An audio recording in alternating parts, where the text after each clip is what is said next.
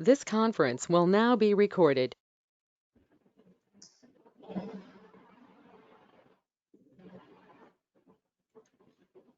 So today's practical is about serous cystadenoma of ovary. So what is serous cystadenoma? See, the name itself contains three parts. So it contains a serous part, it contains a cystic part, and it contains a adenomatous part. So what is it?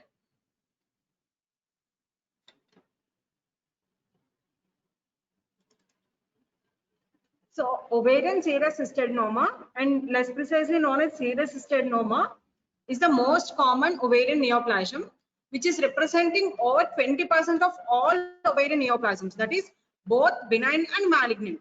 So it forms 20% of both benign and malignant ovarian neoplasms. So what is a serous cystadenoma? The oma itself represents it is benign. So it is a benign ovarian neoplasm. It has a very superficial resemblance to the most common type of ovarian cancer, that is its counterpart, serous carcinoma of the ovary. So they both superficially look like the same under a microscope, but however, it doesn't have the characteristic malignant features. So what are the characteristic malignant features?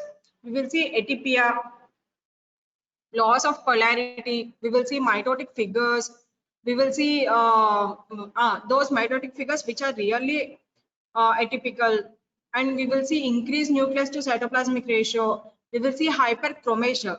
What is hyperchromasia? Means there is nothing but if we do HND staining, it will be the chromatin will be more basophilic. That is hyperchromasia. Which are these are the characteristics of all our malignant features, which are absent in benign.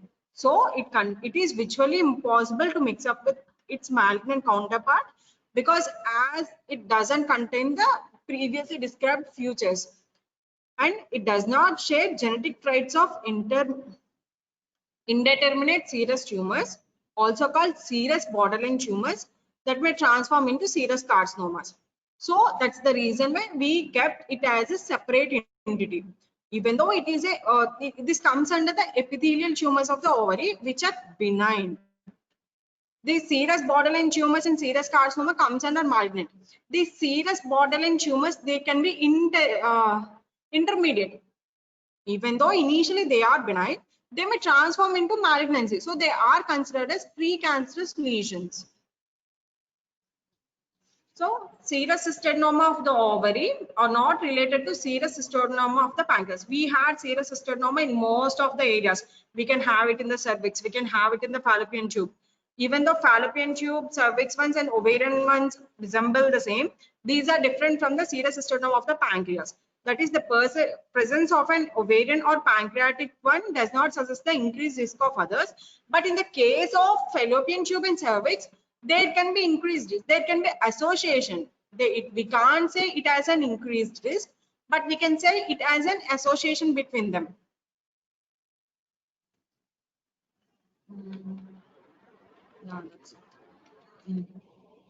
So coming to the diagnosis. The diagnostic processes, before going to diagnosis, I just want to tell about epidemiology.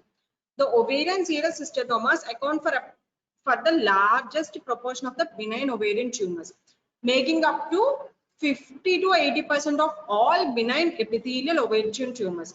As I previously told, serous cystadenoma is an epithelial tumor, which is a benign one. It accounts up to 50 to 80% of all benign epithelial ovarian tumors, and the prevalence peaks between 60 to 70 years, and serous ovarian cystadenomas account for 25% of the serous tumors. So coming to definition, it generally includes cystadenoma, cystadenofibroma, adenofibroma, papillary cystadenofibroma, papillary cystadenoma, and papillary adenofibroma. See, all these entities means these papillary entities nothing but they are the previous ones with a papillary configuration in them.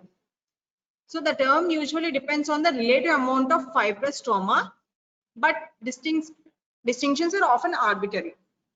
These are benign. These are more 10 to 20% bilateral. Most often they are unilateral. Most are partially or completely cystic. That's the reason why they are cystadenomas. In cystidic, if anything contains cyst, they contain cystic portions, right? So it may be complete or partial. And these are usually less than 1 centimeter in size. If the size is less than 1 centimeter, it signifies a cortical inclusion cyst or endosalpingosis. As I previously told, these serous cystadenomas can also seen in fallopian tube.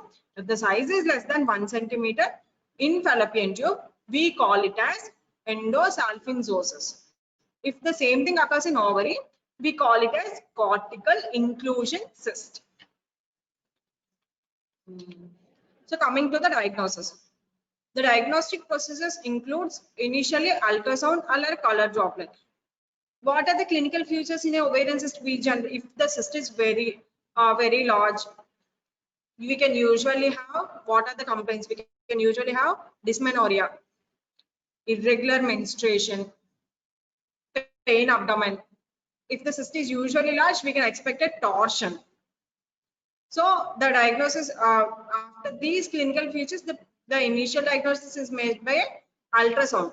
Color Doppler is used for any torsion and to know about the size and nature of the mass, and sometimes CECT abdomen can also be done.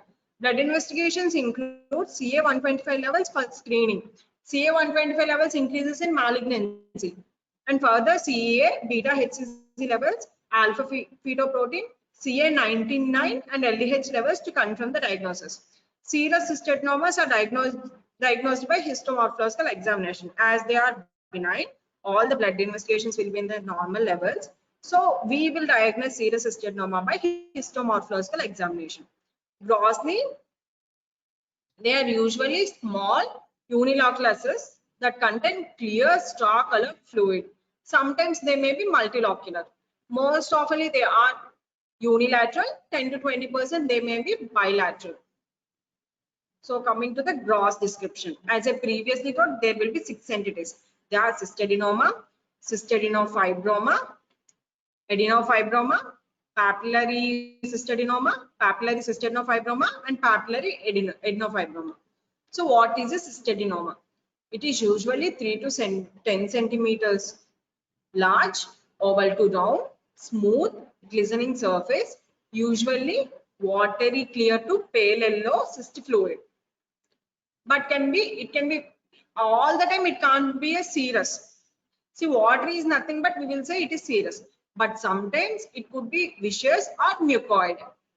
So what is a cystadenofibroma? Cystadenofibroma contains solid areas along with the cystic areas. So it varies from solid areas to cystic areas with knobby papillae to confluent firm mass. If the papillae are present, it is papillary cystadenofibroma. If there is only confluent firm areas, then it is plain cystadenofibroma. So what is a adenofibroma? It is entirely solid appearing, but sometimes there may be small areas of cyst or gland. If surface papillary projections are prominent, it is papillary adenofibroma. We will write the description as papillary serous adenofibroma.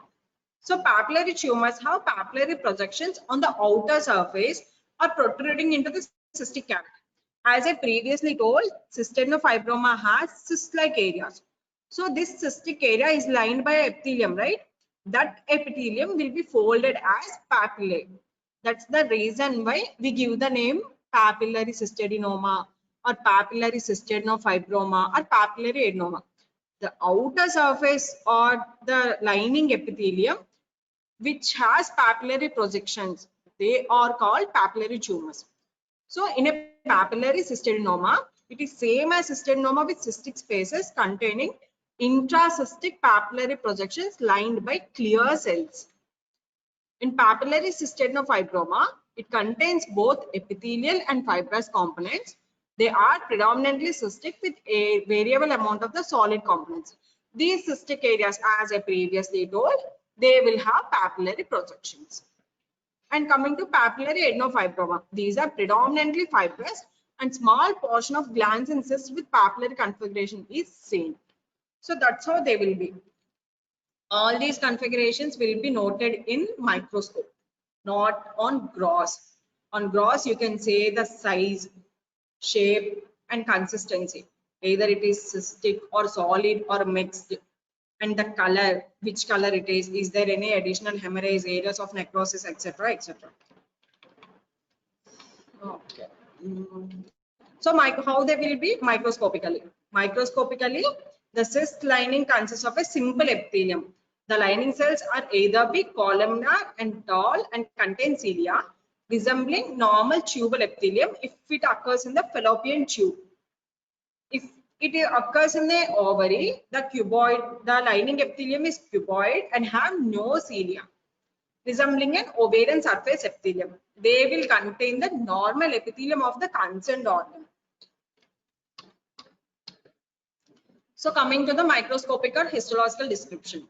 Usually they are small, uni to multilocular cells lined by single layer of tall columnar ciliated cells resembling the normal tubal epithelium or cuboidal non-ciliated epithelium resembling the ovarian surface epithelium. And the stroma contains spindle fibroblasts. If papillae are present, they are simple papillary processes. There will be no atypia, no architectural complexity, and there will be no invasion, which are seen in the malignant one, that is the borderline serous one and serous carcinoma of ovary. Adenofibromas and cystadenofibromas are composed of predominantly fibrous stroma with minimal component or minor component of glands and cysts. These glands and cysts, these cysts are lined by the epithelium. They show the papillary projections, then they are called papillary ones. So this is the gross image of the serous cystadenoma of the, see, this is the normal cyst which we have in our lab. This is the epithelium. You can see it's a lining epithelium. This is before rupture. You can see this is a solid area, cystic area. Most of, if we cut it, we will drain. We don't know what kind of, it can contain a serous fluid, a mucinous fluid, or a viscous fluid. So this is a serous cystadenoma. So this is a serous cystadenoma. This is the lining of the cyst wall, which is smooth and glistening.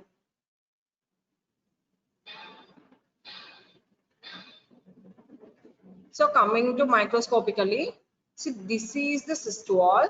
This is the normal ovarian parenchyma. This is the cyst wall. This pink one is the cyst wall. This is the cyst wall. And this is the underlying stroma showing fibroblasts. These long spindle ones are the fibroblasts.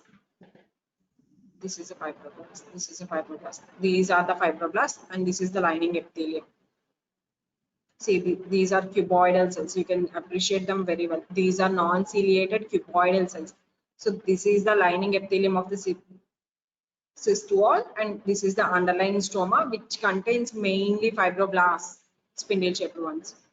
So the underlying stroma is fibroblastic, and the lining epithelium is cuboidal. And this is the area of hemorrhage. You can expect a blood vessel. So this is a papillary serous system. See, it is thrown into foldings like papillae. The lining epithelium is thrown into folds. So this is a papillary one. So this is a normal serous cystadenoma. This is a papillary serous cystadenoma. This is the cyst-like space. All the fluid is drained out. So this just this lining. This lining contains columnar epithelium. You can appreciate that these cells are long, tall. So this is a columnar epithelium, and this epithelium is thrown into folds representing a papilla. So this is a papillary serous cystadenoma.